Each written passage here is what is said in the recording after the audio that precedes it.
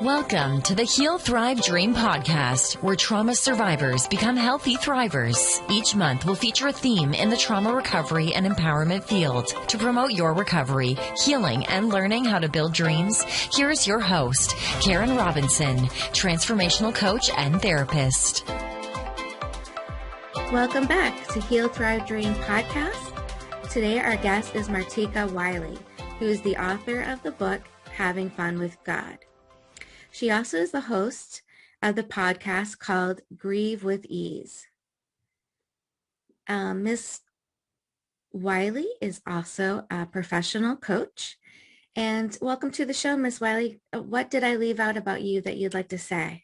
That's pretty good. I appreciate you being here with you. Yeah, it's great to have you. And can you let the listeners know where to find you online? Is there a preferred website or email address for them to use? Yeah, my website is called grievewithease.com. And you can find other information there, like how to reach me, like my email address. Okay, thank you. Yeah, so my first question is, what led you to become a coach? Oh, that's a great question. What led me to become a coach, and I do I guess, specify in grief counseling is because I've been through a lot of grief myself. When I was 15 years old, my mom committed suicide. We were very, very close. That her death really made a huge change in my life.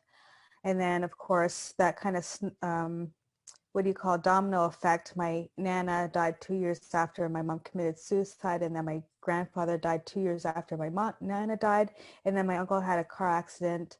My dad died from AIDS, and then my cousin hung herself. And so it was like boom, boom, boom, like a few years here, a few years there. Just as I was trying to get over one death, somebody else died. And, when you're growing up, 15 years old, and then you're in your 20s and you're dealing with more deaths, I just decided, that I knew a lot about death and loss, and that I overcame a lot of the grief that some people don't. So I decided to become a counselor or coach and help others with their grieving process. Well, you certainly have the experience to qualify for that. It's so much grief. It's a lot for one person to handle. Yeah. Yeah. And how old were you when your mom committed suicide? I was 15 years old. I just turned 15. So yeah, it was a heavy blow, because at that age you're kind of needing still the guidance, because I was just becoming a woman and, trying to figure out who I am and what I wanted to be when I grew up and that sort of thing. And so her being gone, just was another slew of issues that I had to deal with. And I kind of, I tried to be, a normal and average teenager, and did all the things that, a 15-year-old would do. But it was just kind of hard without my mom. Yeah. Did you feel like it was a big, would you describe her leaving you, even though we know obviously that she was depressed to do that? At the times when you were thinking about yourself as a teenager needing your mom, obviously it's hard to be understanding on what she did. Like, did you feel like she neglected you? Oh yeah. Oh, I felt totally abandoned. Yes, yeah. I went through my denial. I was in denial for a long time because I didn't see her body after she died. If somebody dies suddenly and you don't see their body, denial could last a lot longer. For me, it lasted a very long time. And it wasn't until I was maybe in my early 20s that I understood there was stages to grief, the 5 stages that Elizabeth Kubler-Ross talked about in her book. And, denial, anger, bargaining, and guilt and depression, acceptance. And so it wasn't until, 8 years after my mom died that I realized that there were stages to death. And that made a huge difference for me, because it was like I had something to go on that was a little bit more tangible. I'm like, okay, that's why I'm angry, because that's a stage of grief, or bargaining or feeling guilt. I felt really guilty that I I tried to help her before she died. I knew she was very depressed. She was in a marriage that wasn't, my stepfather was very abusive. And so, she was just very unhappy. And, I did feel, abandoned and very angry with her for many years. But, as time went on and, you ask questions, I think it's important to ask questions like why, why did this person go? Was it their time? Whatever questions that you have, and just being patient with yourself that the answers will come. Mm.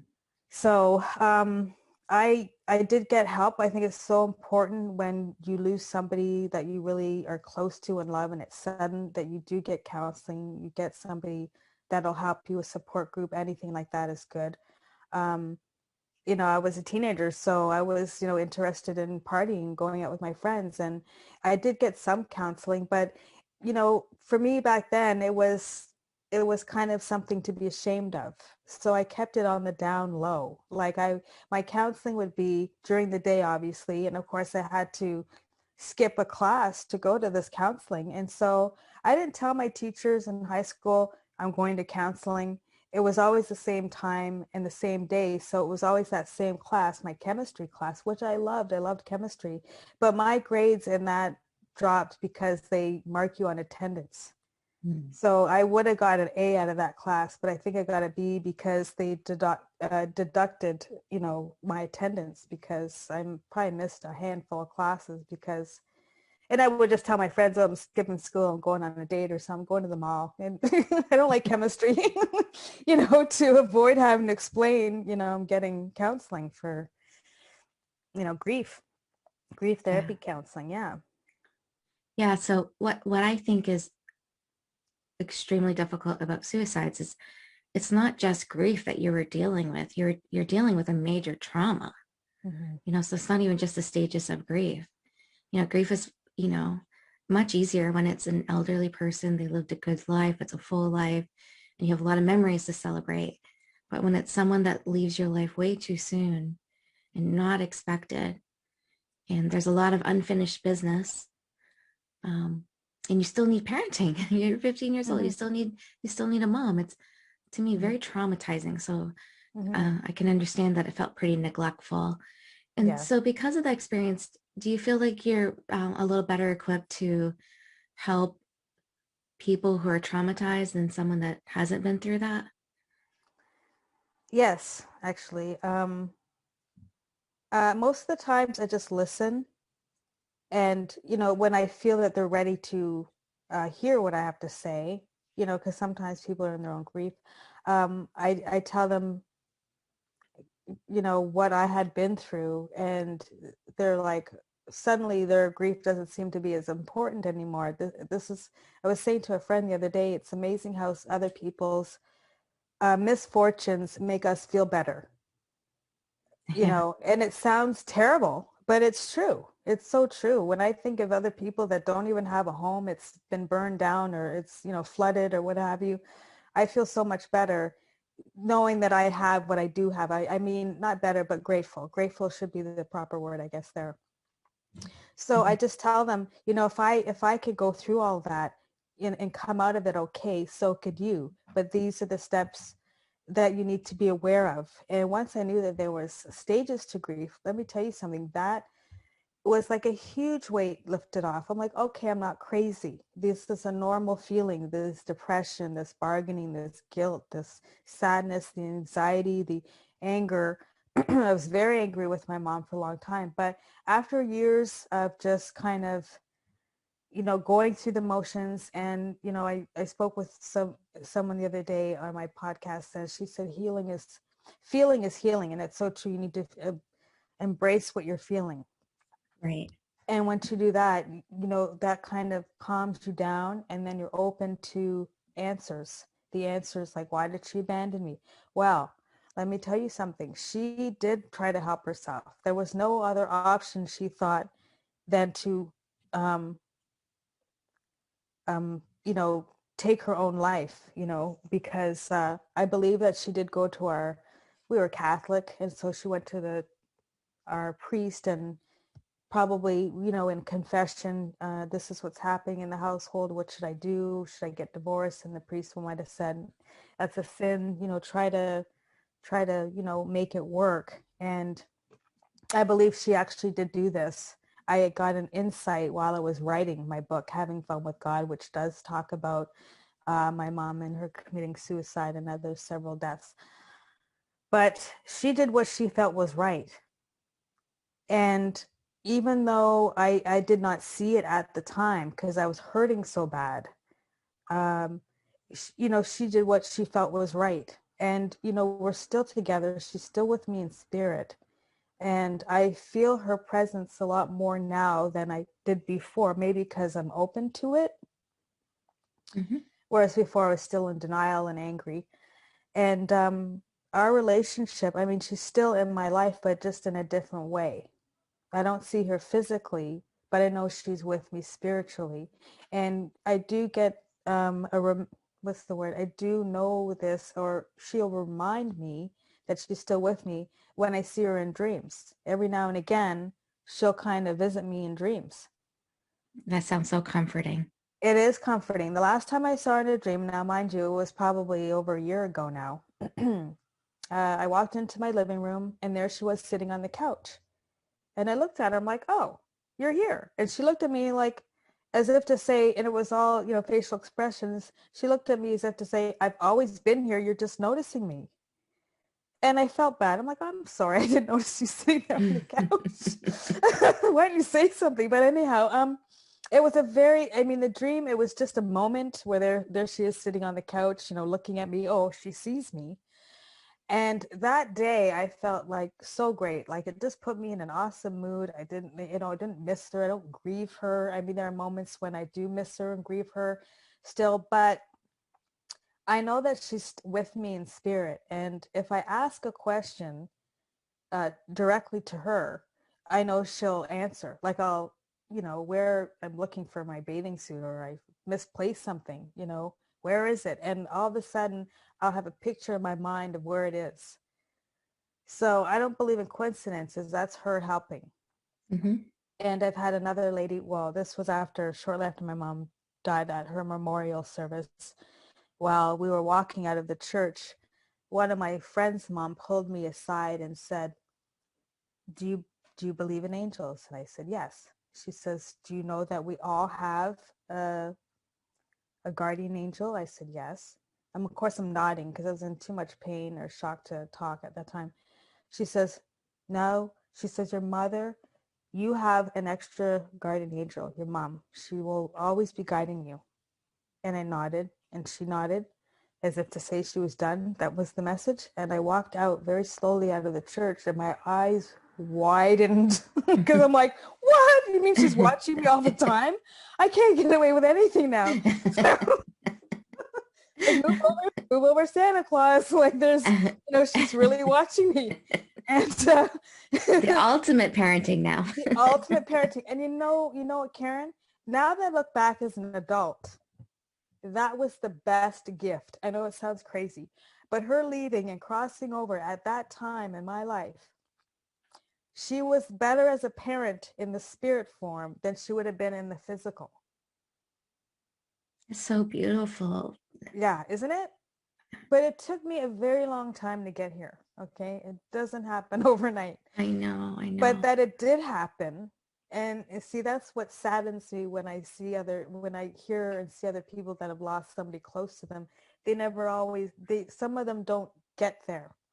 Right. They're just, I don't know, they're just broken. They're broken people. And this is why I'm doing this work, because I am trying to help those that are broken. They've lost their loved one and they're not even living anymore. Yeah. They're hollow almost, it's almost a shame to say that, but it's true. They're just barely making it through. And so I figure, after asking spirit, because I become very spiritual because of, when somebody dies and you have a lot of family members dying, you're wondering, okay, wait a minute, why am I still here? Right. why is, especially being suicidal. I was suicidal after my mom died, and I attempted, but it was a divine intervention preventing me from crossing over. So I became angry with God too, actually, for a while there. But I'm at peace with my relationship with life, whether you want to call it God, and I'm also in peace with myself.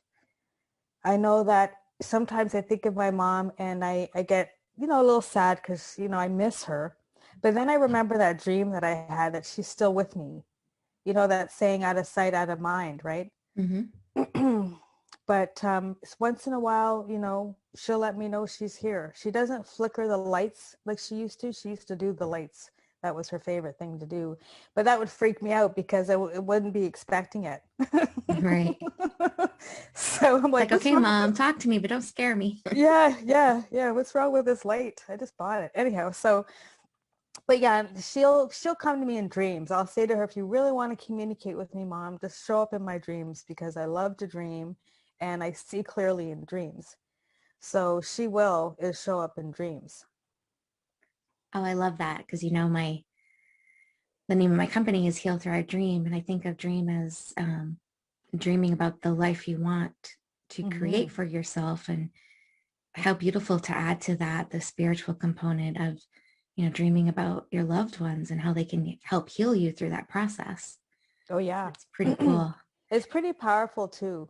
Like Yeah. my dad, when he died, I, I didn't see him. The last time I saw him, I was 13 years old. He died when I was 23. And you know that he came to us, like not just myself, but my sisters and some of his nieces.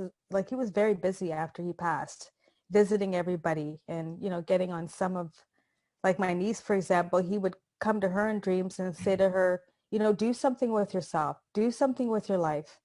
And she would be like, you're dead, you're dead. And when she told me this, I'm like, why'd you say that? He's not dead. You need to do something with your life. He's coming to you. You should be grateful. Oh my gosh. And of course, I guess everybody's different. Not everybody can accept that. They're not really good with dealing with spirits and all that other stuff. And so they don't have the experience because, of course, our loved ones that have passed on will respect that.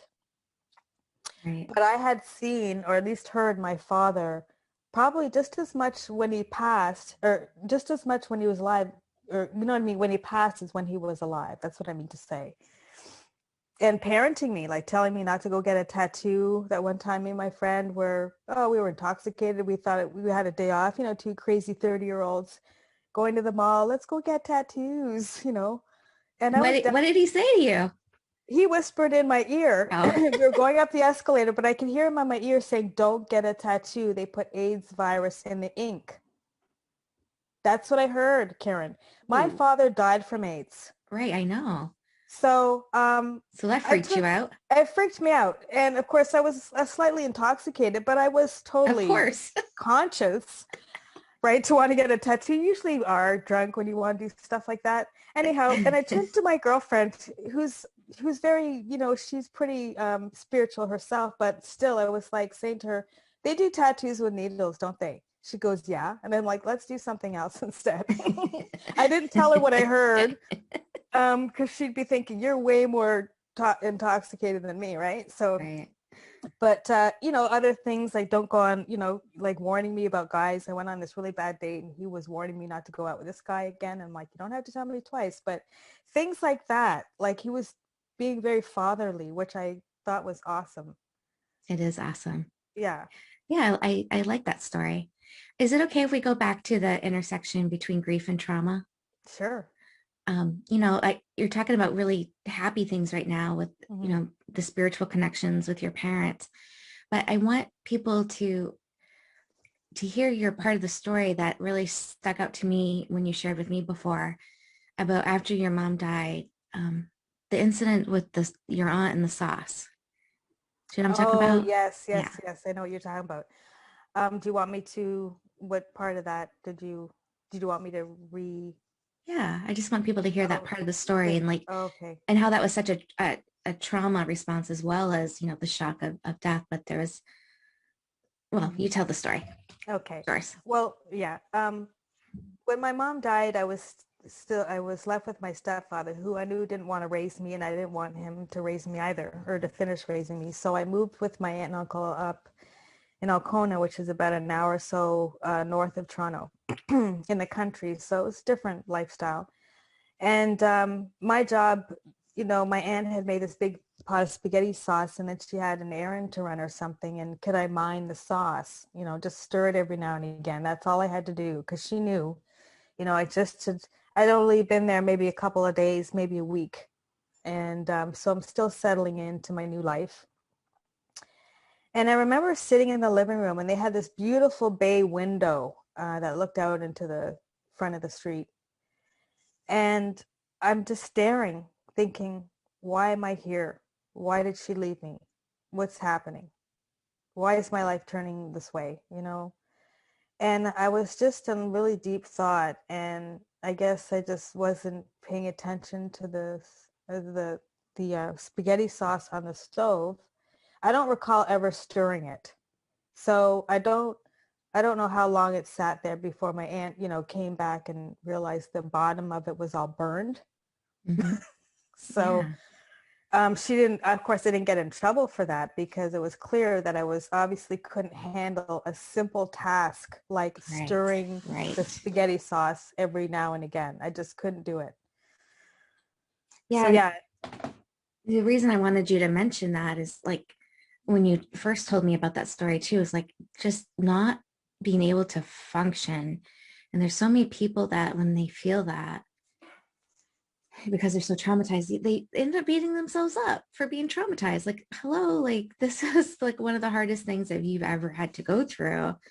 Having grace. And it sounds like you're got it in that moment. Like, okay, we're gonna have to go a little bit slow here with responsibilities. Mm-hmm.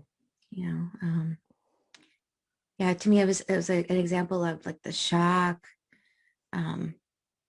Yeah, well, I was in a numb kind of state. Yeah, I was very numb and shock, and I didn't want to be where I was. I mean, I love my family, but I wanted to be with my mom. I didn't want to be where I was. It was very hard for me to accept the reality at that time. Yeah. And so survivors go through what you've explained in terms of shock and numbness, feeling very disconnected to the world around them. Plus you had to move with a family member, so feeling not connected, like everything changed for you. Mm-hmm. And that happens a lot, like when kids get removed from their homes too because of trauma. Not only are they dealing with the loss of their parent, whether it's death or incarceration, or the parent deserts them to leave to go someplace else. It's all, neglect, and so painful. Mm-hmm. So tell us more. Like, I know that you have a huge spiritual connection, but when you were starting to function again, like what were the things that were super helpful for you in putting one foot in front of the other? Music. I was a teenager. I was listening to music, and I would listen to Madonna, and none of these songs had anything to do with grief or anything like that. But I just found music really helped, and I'd be crying as I'm singing the songs, and just sometimes being alone. But there were moments when I felt like I needed somebody there with me, and our vice principal of the high school I was at, she was very supportive, and told me, my door is open anytime. Excuse me, come, and you can sit in my office and cry if that's all you need, or just to be by yourself, because you know how teenagers can be cruel sometimes. Like, they don't realize what's you're going through, and even though most of everybody in my high school and 4 other high schools knew what happened because it was on the news. So, but yeah, I just listened to music. The reason why I'm so spiritual, I guess, because there was divine intervention on a few occasions of my trying to kill myself and others. I was in kill mode, I guess you could say. I was very angry, And had there not been divine intervention, I don't think I'd be here or be in jail for murder. Wow. Yeah, I was very angry. The anger stage was huge for me. It was like really angry. So I'm glad you're saying that, not glossing it over, because yeah, people are going to relate more to yeah, you and to no. your story with the realness and the rawness and Oh yeah, the hurt. I yelled at one of my friends for I can't remember what it just something, and I yelled at her, and I felt bad afterwards because it wasn't really her I was angry with. It was the situation of losing my mom was what I was angry with. And so I was taking my anger out on people that really didn't deserve it. So I had a tendency to withdraw from my friends because I was angry and also in kill mode. I was literally, somebody had to die. If it wasn't me, my stepfather, I thought about killing him. And again, divine intervention. And then this girl at school that used to pick on me, I realized now that she had a crush on me. You know how when somebody likes you, they pick on you? Oh my God. She could And have died for that. yeah, exactly. And this is why, anger it is what it is, but it's better to not do things when you're angry because you have regret. You're like, oh my God, I did something terrible without thinking. It's just in that fit of anger. We've heard of those terms and phrases before, and it is so true. If it wasn't for some kind of force of love, raining or showering down on me, because that one girl in my high school, she wrote on my birthday. Now, my mom died 2 days after my birthday, but on my birthday, she wrote on my locker, "Happy birthday, bitch." Really, everybody could see it. And first I thought, well, how did she even know it was my birthday? I never knew this girl before. We never gone to school before. Like that was our first year of high school, grade 9, where everybody's new. And I never had any classes with her. So I didn't understand why she was picking on me. But that one day I saw her across the hall. She was just ridiculing me with the look on her face. And I was about to give her the pounding of a lifetime. And if that wave of peace didn't, wash over me in that moment, I realized after writing my book, Having Fun with God, that I would have definitely killed her and it would have been manslaughter. And then I would have been known as a murderer. I would have committed murder at 15 years old because I didn't know how to handle my anger. This is so powerful to me. Yeah. Yeah. So and this is why when I see somebody who's really angry, I leave them alone. For real. It's not wise to be in somebody's face when they're really angry. I think that's so stupid. But people, unless or have been in that situation before, maybe you don't know and you're being innocent and trying to calm them down. But when I see somebody that angry, I just, you be quiet, you let them alone, you just, yeah. Yeah, it's very sound advice. Mm-hmm. It's like, don't poke the angry bear. Exactly. And expect to come out okay. Exactly. Because everybody and anybody's capable of, killing if it's, if they're that angry. You don't know what you're capable of when you're in that state. We've heard stories before of people all of a sudden realizing they have these superpowers, it seems, because the adrenaline rush or that the emotion is peaked. It's a peaked emotion. So, and now that I'm aware of it, I'm wise now. If I see somebody is upset, I leave them alone. I get really quiet. Yeah. I pretend that I can't see them and they can't see me. Well, I think it's more than that. I think it's just respect. It's respectful. It's like, I see you. I see that you're not okay. I know I may not be able to fix it, especially in that moment, so I'm going to wait. Mm-hmm. So yeah, I think it's a good thing. Yeah, exactly. Well, that was helpful because I think it's so easy to talk about, what hurts us or what we're happy with, but the uncomfortable emotion, especially for women, like, men, it's socially acceptable to be angry and talk about it. But it's really not acceptable for us, young, dainty things to talk about. Yeah, I was going to kill her. Mm-hmm. We, Yeah. you just don't hear it very much unless you lived in the street or something. Yeah. You're in the gang life or something. And you know what, Karen, that's not something I would usually admit, but you're asking questions and hopefully it'll help other people. But yeah, I was in, I guess you could say, and this is why the writing is so important, because it helped me define where I was at that point. And if I wasn't sure what I was feeling or why these things were happening, I am now. Yeah. So I'm so grateful. This is why I'm so spiritual, because I'm grateful for that divine intervention that stopped me from taking that step and falling 20 stories and stopping me from killing my stepfather and that girl at school because I was that angry. Yeah. Yeah. So. And I think people who lose somebody from, a peaceful death, or, if your mom had been sick a long time and just, peacefully went in her sleep, you might not have been so angry, Mm-hmm. but because of that trauma element and the grief combined, it's more powerful, and you were just doing the best you can. Mm-hmm. Thankfully, God intervened. Yeah, very grateful for that, because I couldn't imagine, my life if I had, actually,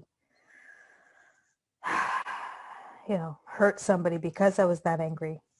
It would be in a regret. I'd have more therapy to do if that was the case. Because then I'd be dealing with death and then the death that I caused. Oh, and dealing with prison life. Well, yeah, and that's too. And that too, your eating might not be as good. No. Yeah. I'm so glad. I really am glad you talked about that, because it has not been a theme on here very much about people openly talking about anger. So that's a good element to cover, because you had, in a lot of ways, you had every right to be angry. It was very valid. You just didn't have the right to kill people, right? Right. Yeah. So what else could inspire our listeners on your journey to healing, other than the spiritual and the therapy piece? What else helped Um, that got you to be a coach and writer and podcaster today? well, I guess all those things plus asking, going within and asking your higher self for guidance. I'm constantly asking for guidance. I don't really move too far unless I ask for this guidance. Like, for example, when I wrote the book, Having Fun with God, I was living somewhere different than I am now. And I was holding the book in my hand and I asked Spirit, I asked the universe, where do I need to be with what I need to do? Because the book itself was almost like channeled. I wrote it, but I didn't write it. Mm-hmm. So I knew something bigger than me was happening. So I just asked this one for guidance, and I was told to go north, and it seemed like all the opportunities for the book being a great success were south, because I'm in Canada, right? Mm-hmm. And yet I went north, and I'm grateful that I'm where I am now, given what's happening in the world. Not everywhere, is not saying that Canada is a lot better than any other place, but I don't know. I really don't know. I Well, my just, Canadian friends, I have a lot of Canadian friends, and they're going to be, yep, that's true. Canada's better. well, you know what? I've been to the States. I have family in the States. I would love to visit. I can't wait for this COVID to be over, and, hopefully, politically we're more, where we need to be, because it seems like there's a lot of unrest in a lot of areas, not just in the United States, but here in Canada as well. But yeah, listening to that inner voice, that inner knower, that guides you. Yep, perfect. Yeah. I still think that's God too, but that's okay. Yeah, sorry, I don't know what other answer. Yeah. So, other people might say, well, Well, that's, writing yeah. is a good way. Writing is a good way. Like, if you just want to write out your feelings. I'm actually building a online course called 5 steps to grief relief. And I'm incorporating what I used, like writing, exercise, music, listening to music, and meditation as a form of, tools to help you heal while you're grieving, while you're going through the stages. That class sounds awesome. When is that ready? It's coming soon. Actually, I'm working on it. I just took a class in January. It's a 6 months class. I'm hoping by the summer it's ready, or even before that. But yeah, I'm excited about it, and I'm going to take the course because I got to make sure it works properly before I put it out there. But I'm really excited about it. I really want people to, be able to deal with these emotions that they're feeling and kind of use these tools to work with, so that it doesn't have to be so traumatizing. They can kind of move through the emotions with ease. Not to say that grief is ever easy, but you can move through the stages with more grace and ease if you know what tools to use. Right. Okay, that was really helpful as well. Any special, other than your book and your class, is there anything else you would recommend trauma survivors or people grieving read? Anything else that was super helpful? Yes, a book called Home with God by Neil Donald Walsh I found very helpful. Home with God. I'm going to make that down. Yeah, that I'm trying to think of other books, but that one was a really good one. It just put my mind at ease. I'm like, oh, okay. It just made me have a better sleep at night, that book. I do believe I have a copy of it. Yeah, in my bookcase there. Sounds awesome. I will definitely check that out as well. Okay, any final words for our listeners? Yeah, just be easy with yourself. Don't be hard on yourself. Just whatever you're feeling, just be with that. If you're feeling anger, be with that anger, because what you resist persists. You don't want the anger or denial or any negative emotions percolating and then kind of popping up at an inconvenient moment. So you want to take the time to really sort out your feelings, maybe do a bit of writing or listening to music or meditation or exercise. It's a great way to help. Awesome. I really want to thank you so much for being on our show today and sharing your very personal experiences and your professional experience with our guests today. I believe our stories can not only help us heal, but help others heal. So very powerful. Thank you. Thank you for having me. Thank you for listening in today. Please join us next week, same day and time. Also, I would love for you to check out my website, healthrivedream.com.